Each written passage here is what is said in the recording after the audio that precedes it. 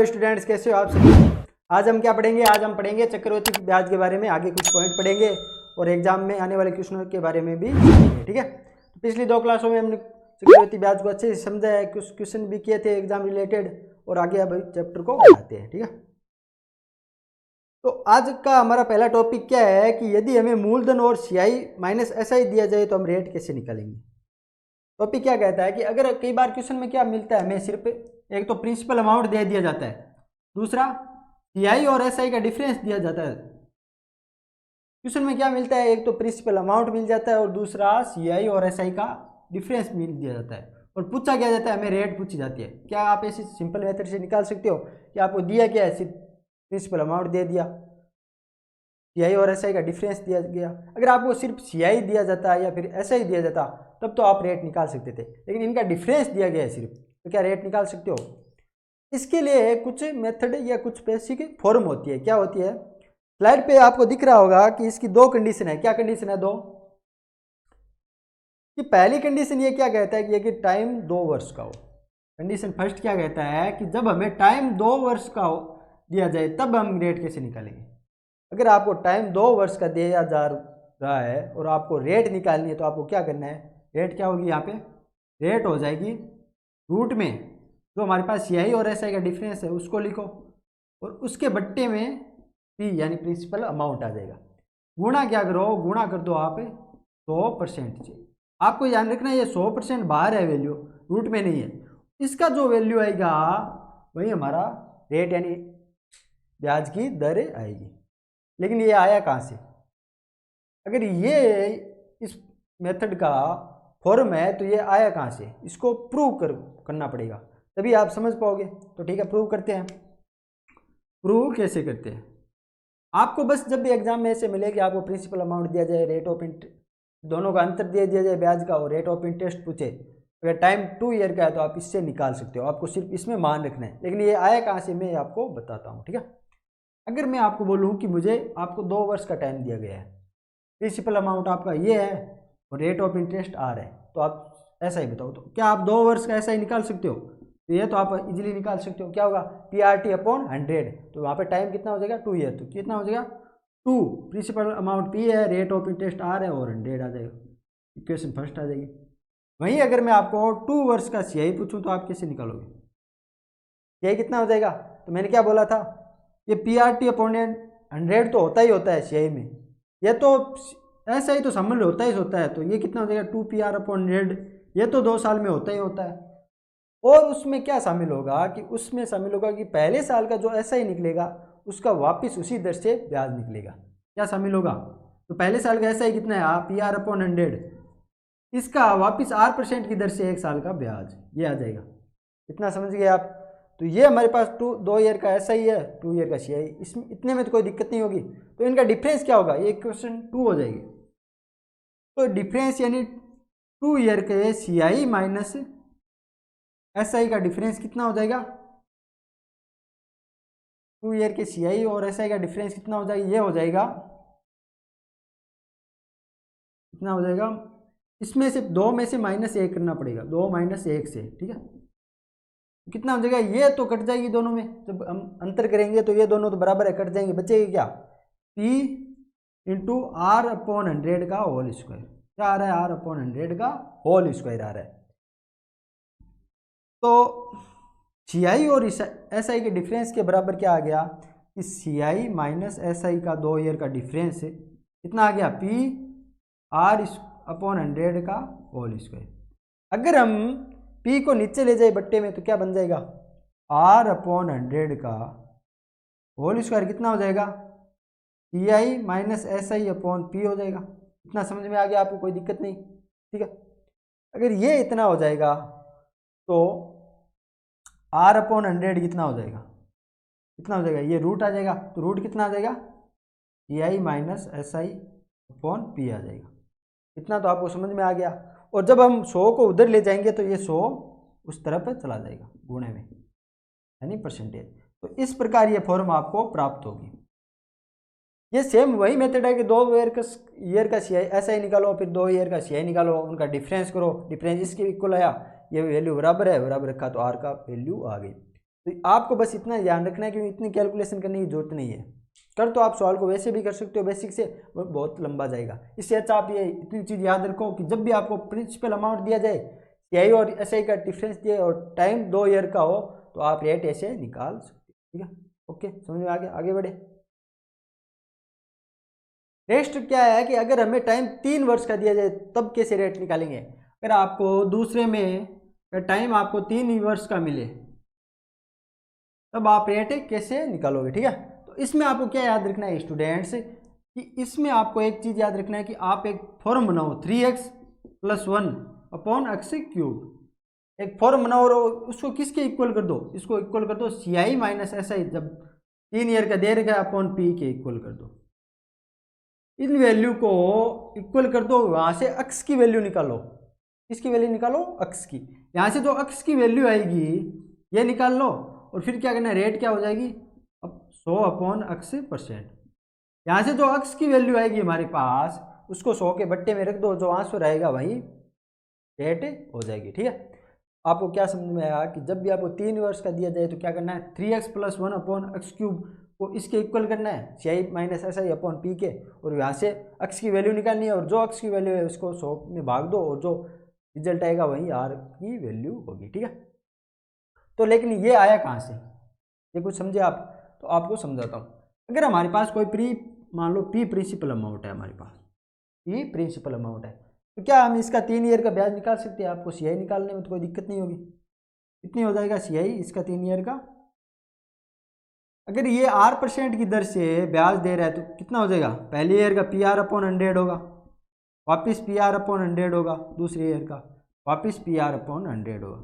इतना तो आपको कोई दिक्कत नहीं। फिर मैंने क्या बोला था, ये दोनों वो ईयर देगा वापस ब्याज, तो कितना हो जाएगा ये P। अब R/100 से वापस गुणा करेंगे तो R/100 का होल स्क्वायर आ जाएगा। यहाँ से क्या आएगा, ये वापस अगले साल भी देगा, यानी PR/100 का होल स्क्वायर आ जाएगा।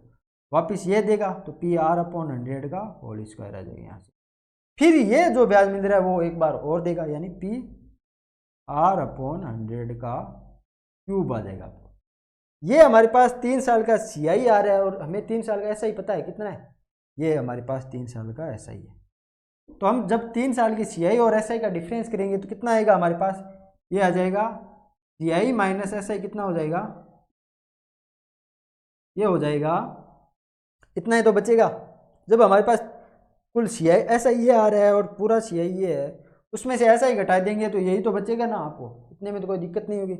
इसकी वैल्यू कितनी हो जाएगी, ये PR/100 का स्क्वायर एक आ रहा है, 2 और 3 जगह आ रहा है, 3PR/100 का होल स्क्वायर ये हो जाएगा, प्लस इसके में क्या आएगा, PR/100 का क्यूब प्लस PR/100 का क्यूब आ रहा है। ठीक है, इतना समझ में आ गया आपको, कोई दिक्कत नहीं।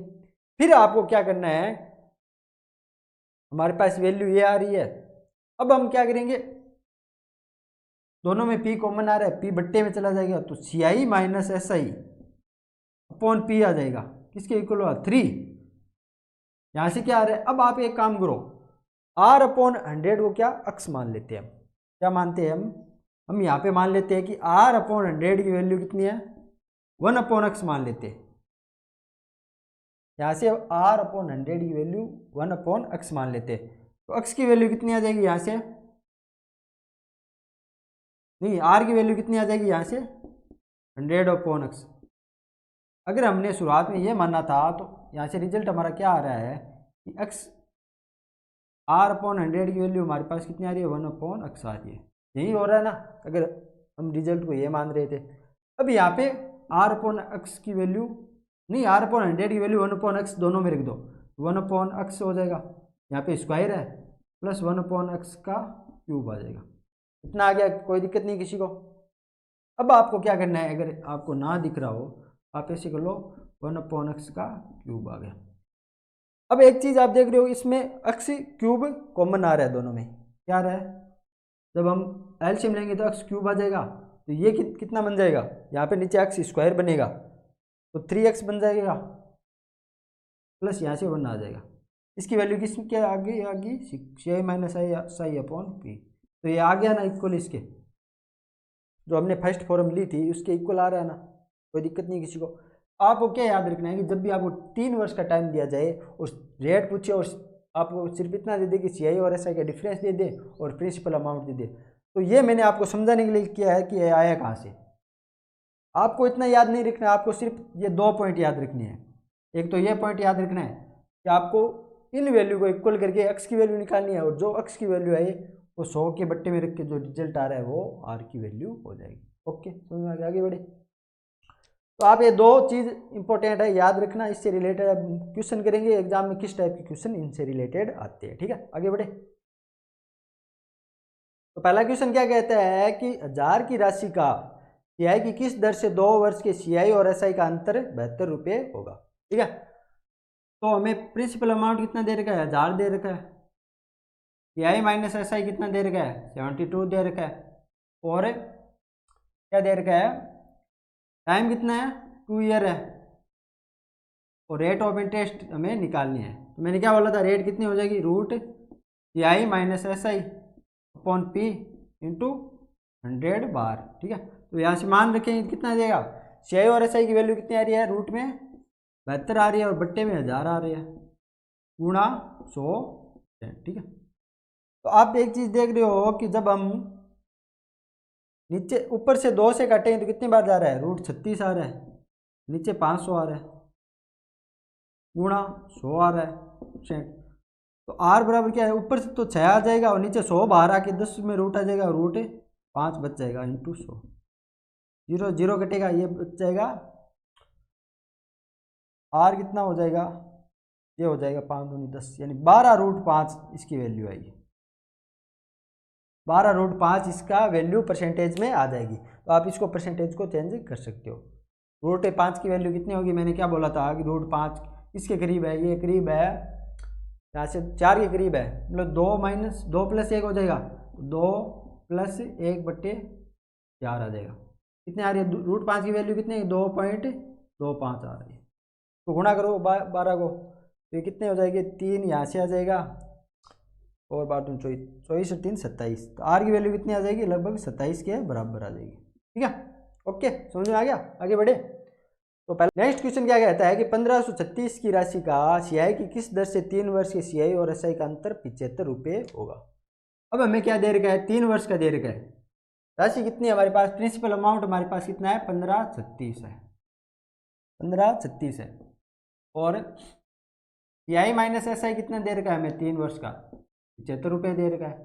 टाइम कितना है, 3 वर्ष और रेट हमें पूछिए। ठीक है, तो मैंने क्या बोला था, आपको जब भी 3 वर्ष का निकालना है तो आपको क्या करना है कि इक्वेशन फॉलो करनी है। क्या, 3x + 1 अपॉन एक्स क्यूब की वैल्यू किसके बराबर रखेंगे, ऊपर 75 आएगा, CI minus SI upon P 1536।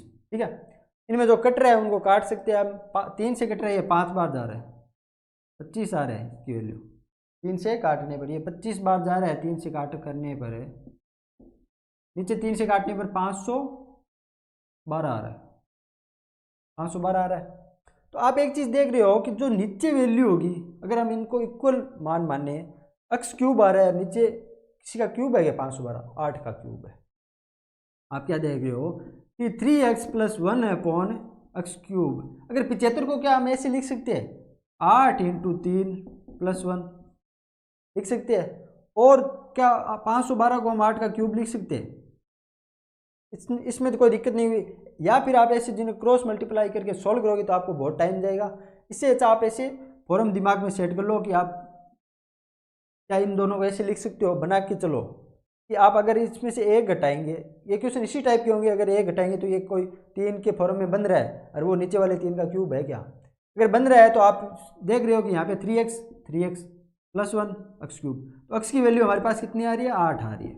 जब एक्स की वैल्यू हमारे पास 8 आ रही है तो आर की वैल्यू कितनी हो जाएगी, 100 अपॉन एक्स, यानी कितनी होगी, 100/8।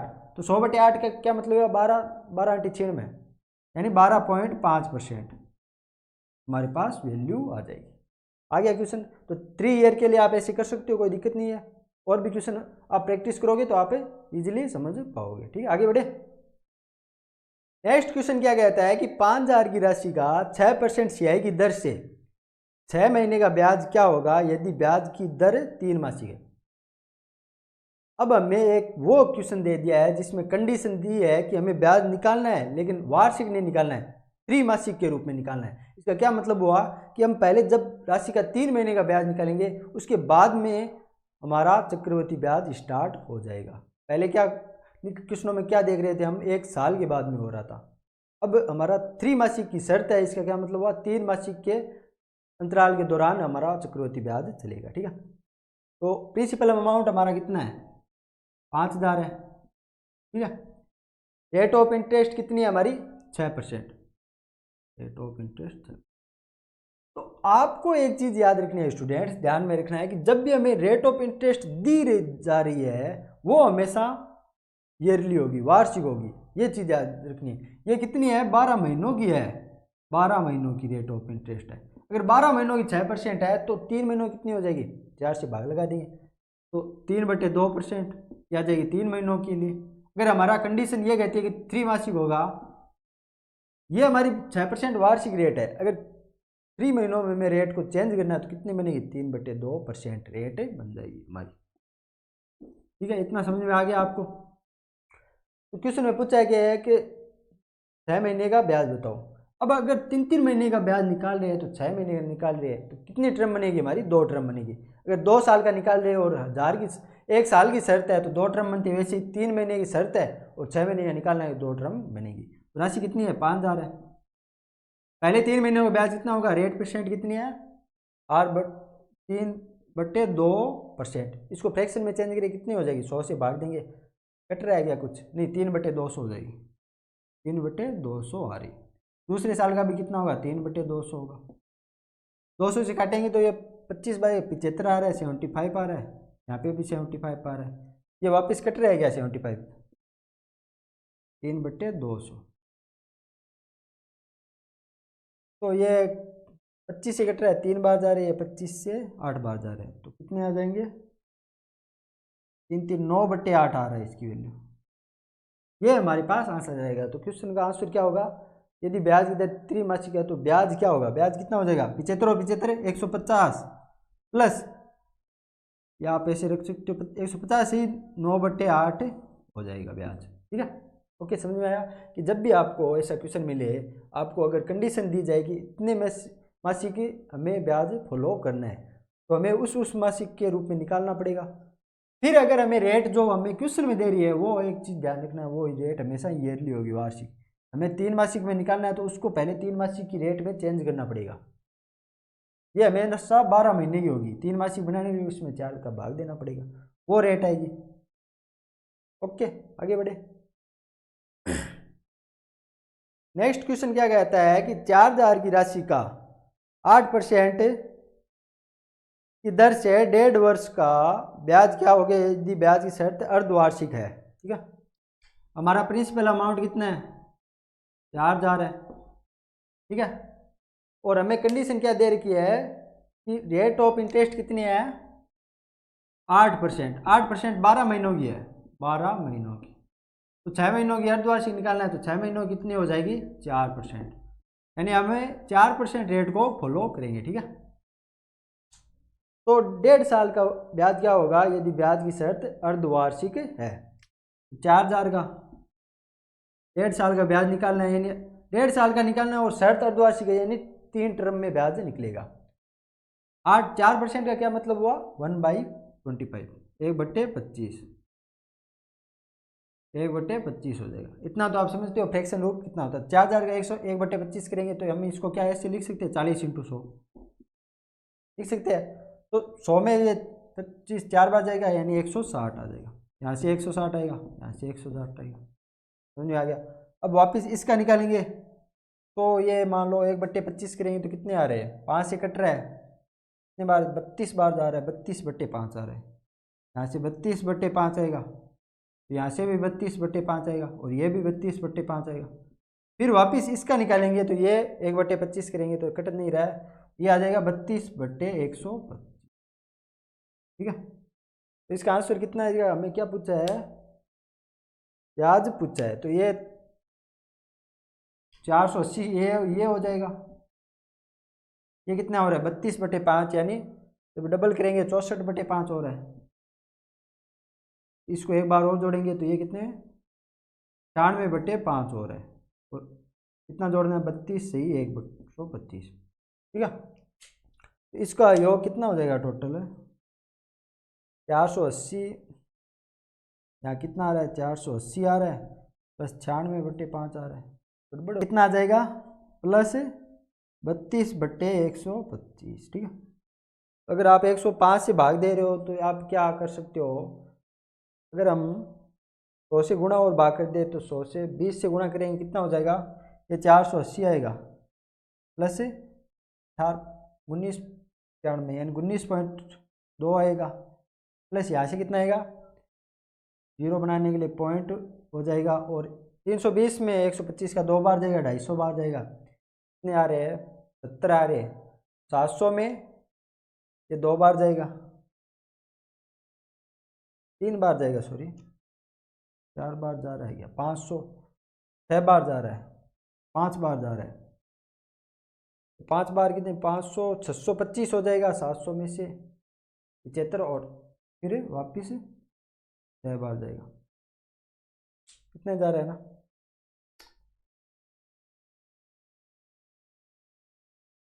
तो ये हमारे पास आंसर आएगा, तो कितना हो जाएगा, ये हो जाएगा ये 480 और 19 499 499.456 का आंसर आ रहा है, ठीक है। ओके, तो आप ऐसे निकाल सकते हो कि जब भी आपको रेट जो दी जा रही है वो 12 महीने की यानी ईयरली होगी, उसको आपको जिस फॉर्म में बनाना है हमें चेंज करना पड़ेगा। तो हमें 1.5 वर्ष का पूछा और 6 मासिक अर्धवार्षिक हमारी शर्त है, तो हमें 3 बार फॉलो करना पड़ेगा। ओके, आगे बढ़े। क्या कहता है कि एक व्यक्ति 10% CI की दर से 3 वर्ष के लिए कुछ धन राशि उधार देता है, वह 2 वर्ष बाद 20-25 रुपये वापस देता है तथा शेष राशि 3rd ईयर के लिए उधार रख देता है। यदि तीसरे वर्ष का ब्याज पिछले 2 वर्ष के ब्याज का 8/21 गुना है तो वह राशि क्या होगी, ठीक है। क्वेश्चन क्या कहता है, व्यक्ति 10% CI की दर से 2 वर्ष के लिए कुछ राशि उधार लेता है, % CI के लिए। अगर हम मान लेते हैं, हमने राशि कितनी ली थी, उसने उधार 1000 ली थी। अगर माना राशि उसने प्रिंसिपल अमाउंट कितना लिया था, उसने 1000 लिया था, ठीक है। इतने में तो आपको कोई दिक्कत नहीं है। फिर क्या कहता है कि 3 वर्ष के लिए कुछ राशि उधार लेता है और वह 2 वर्ष बाद 20-50 रुपये वापिस कर देता है, 1000x मान लेते हैं, ठीक है। ओके, तथा शेष राशि 3rd ईयर के लिए उधार रख देता है यदि तीसरे वर्ष का ब्याज 2 वर्ष के ब्याज का 8/21 गुना है। अगर ये राशि 2 वर्ष के लिए पहले उधार जाती है, 2 वर्ष के लिए उधार जाती है, ब्याज की दर कितनी है 10%, यानी 1/10, तो यहाँ से कितना आएगा 100x आ रहा है, यहाँ से कितना आ रहा है 100x आ रहा है, तो ये कितना हो जाएगा वापस 1/10 यानी 10x हो जाएगा। 2 वर्ष का CI कितना होगा 210x हो जाएगा। इतना समझ में आ गया आपको। फिर क्वेश्चन क्या कहता है कि वह जो हमारे पास 2 वर्ष बाद में ये अक्ष और ये अक्ष कितनी हो जाएगी, पूरी राशि हो जाएगी, ये हो जाएगी, यानी चक्रवृद्धि मिश्रित धन कितना हो जाएगा 1210 हो जाएगा, अक्ष हो जाएगा। फिर क्वेश्चन क्या कहता है, उसमें से वह 2025 राशि लौटा देता है, 2 वर्ष में 2050 लौटा देता है। अब हमारे पास इतनी राशि बची है, ठीक है, और रेट अब तीसरे वर्ष पे इस राशि का यही तो रेट होगा, यही तो इंटरेस्ट होगा 1/10, तो रेट तो सेम ही है तीसरे वर्ष भी। तो तीसरे वर्ष जो ब्याज होगा वह पहले जो 2 वर्ष के ब्याज आया था उसका 8/21 होना होगा, यानी पहले हमारे पास 2 वर्ष का ब्याज कितना आया था, इसका 8/21 सॉरी 8/21 गुणा करेंगे तो वह इसके इक्वल होगा, ठीक है। तो इसको यहाँ से निकाल सकते हैं हम, ये 10 अंदर जाएगा तो ये 121x बचेगा, माइनस 205 बचेगा, इसकी वैल्यू कितनी है 21 से 21 कटेगा और 0 बचेगा यानी 80x आएगा। अक्स इधर जाएगा तो कितने 41x की वैल्यू कितनी आ जाएगी 205 आ रही है, तो अक्स की वैल्यू कितनी आ जाएगी 5 आएगी। अगर अक्स की वैल्यू 5 है तो शुरुआत में राशि कितनी थी 1000 × 5 यानी 5000 थी। ऐसे निकाल सकते हो, आपको कोई दिक्कत नहीं है कि तो पूछा गया है तो यह राशि क्या थी, शुरुआत में राशि कितनी थी 5000 थी। कि हमने राशि को 1000x मान लिया। 1000x क्यों माना हमने, आप सोच सकते हो मैंने क्या बोला था कि जब भी आपको 2 ईयर में काटना हो तो जो हमारे पास भिन्न आ रही है उसके नीचे जो हर आ रहा है उसकी स्क्वायर का मान के चल जाओ, अगर 3 ईयर का है तो क्यूब के मान के चल जाओ। इससे काटने में आपको कहीं पे भी, अब इतना काटा आपने, इतना सॉल्यूशन किया, कहीं पे भी आपको अगर सभी जगह पूरा पूरा कट रहा है ना, कोई दिक्कत नहीं आ रही है। ये तभी हो पाया जब हमने इसका क्यूब माना। और हम क्यूब क्यों लिया, क्यों हम 3 ईयर के लिए निकाल रहे हैं, इतना माना और हमने 1/10 से 2 वर्ष का ब्याज निकाला, हमारे पास इतना आ गया। उसमें से क्वेश्चन क्या कह रहा है कि 2 वर्ष का ब्याज भरने के बाद में ये राशि, इतनी राशि चुका देता है। अगर ये इतनी चुका देता है तो इतनी तो बचेगी 2 वर्ष बाद में, तीसरे वर्ष इसका ही तो ब्याज भरना है। इसका वही सेम प्रिंसिपल रेट है तो 1/10। ये इक्वल किसका हुआ, कहता है कि जो पहले 2 वर्ष का ब्याज निकला था उसके 8/21 गुणा के बराबर होगा। इसको किया तो x की वैल्यू 5 आ रही, x की वैल्यू 5 आ रही है, इसका मतलब क्या हुआ, राशि होगी हमारे पास 5000। ओके, आगे बढ़े, समझ में आ गया। हम क्या पढ़ेंगे अब, हम फाइनल रेट, यानी जब मैंने शुरुआत में भी बताया था कि फाइनल रेट क्या होती है, x + y + xy/100 होता है। अगर आपको कई बार क्या क्वेश्चन में दे दिया जाता है कि 2 वर्ष का ब्याज निकालो, रेट दे दी जाती है, तो हम क्या करते हैं कि पहले वर्ष का निकालते हैं, सेकेंड वर्ष का निकालते हैं।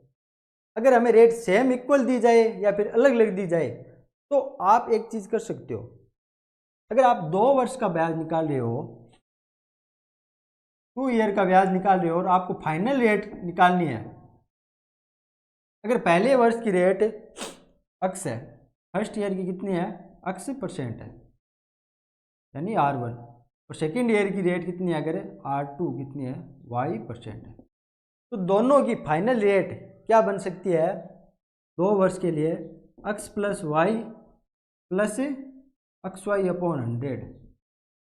ये फाइनल रेट कुल CI की बन सकती है अगर आप पहले साल का ब्याज x% हो और सेकेंड ईयर का ब्याज अगर y% हो तो फाइनल रेट कितनी हो जा सकती है, फाइनल रेट कितनी हो जाएगी, x + y + xy/100। ये जो रेट निकलेगी उस रेट का आप 1 साल का ब्याज निकाल लो, वो 2 साल के उससे मूलधन के 2 साल की CI के बराबर होगा। फाइनल रेट का तो यही मतलब हुआ कि इस पूरी एक रेट से हम अगर ब्याज निकालेंगे तो वो हम जब 2 साल का ब्याज निकालेंगे उसके इक्वल होगा। ओके, फिर क्या कहता है, अगर आपको फाइनल रेट तो ये हो जाएगी चक्रवृद्धि ब्याज के लिए, फाइनल रेट CI के लिए याद रखना। और वहीं अगर आपको सिर्फ ये निकालना हो, क्वेश्चन में दिया जाए कि 2 रेट दे दे, प्रिंसिपल अमाउंट दे दे और पूछे कि CI - SI बताओ 2 साल का, अगर आपको सिर्फ 2 ईयर के CI - SI को निकालना है के लिए फाइनल रेट, अगर CI - SI के लिए आप फाइनल रेट अप्लाई कर सकते हो, क्या हो जाएगी, x × y/100। ये जो रेट आएगी ये सिर्फ इस रेट से आप CI - SI निकाल सकते हो। ओके, आगे बढ़े कि जब भी आपको 2 ईयर का निकालना हो CI और हमें पहली ईयर की रेट x% और दूसरे की y%, ये इक्वल भी हो सकती है, जरूरी नहीं अलग अलग, दोनों की x भी हो सकती है, दोनों की y भी हो सकती है। तो आपकी फाइनल रेट CI के लिए कितनी हो जाएगी, x + y + xy/100 हो जाएगी। और वहीं उनके CI और SI के डिफरेंस के लिए फाइनल रेट कितनी हो जाएगी, x × y/100। यानी इस रेट से आप दोनों का डिफरेंस सीधे निकाल सकते हो। कैसे, हम एग्जाम्पल से समझेंगे आगे, ठीक है।